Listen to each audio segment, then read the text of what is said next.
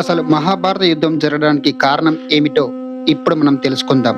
హస్తినాపురం అనే గొప్ప రాజ్యంలో రెండు శాఖలు ఉండేవి. ఒకటి పాండవులు, వీరు ధర్మానికి ప్రతీక. మరొకటి కౌరవులు, వీరు అహంకారం, లోభానికి బానిసలు. పాండురాజు మరణించిన తర్వాత అతని కుమారులు పాండవులు చిన్నవారే ఉండగా ధృతరాష్ట్రుడు రాజ్యాన్ని పాలించాడు. కానీ అతని కుమారుడు దుర్యోధనుడు చిన్నప్పటి నుంచి పాండవులపై అసూయ పెంచుకున్నాడు.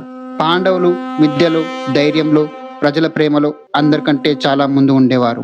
పాండవులను అలా చూసి కౌరవుల్లో పెద్దవాడైన దుర్యోధనుడికి పాండవులపై విపరీతమైన కోపం పెరిగింది. ఈ రాజ్యం నాది మాత్రమే కావాలి, పాండవులకు ఏమీ ఇవ్వను అని అతని మనస్సులో విషంతో నిండిపోయింది.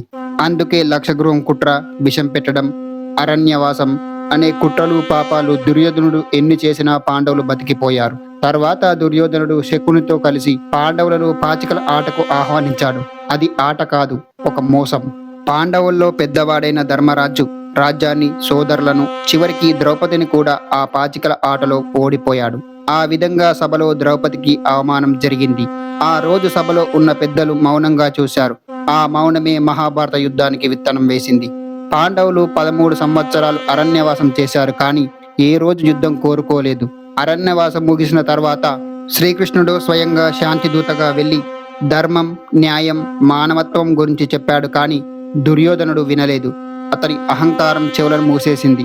అప్పుడే శ్రీకృష్ణుడు గ్రహించాడు, అధర్మం మాటలతో మారదు, యుద్ధంతోనే ఆగుతుంది అని. అలా కురుక్షేత్రం యుద్ధం మొదలైంది. ఇది రాజ్యం కోసం కాదు, ఇది ధర్మాన్ని నిలబెట్టేందుకు జరిగిన యుద్ధం.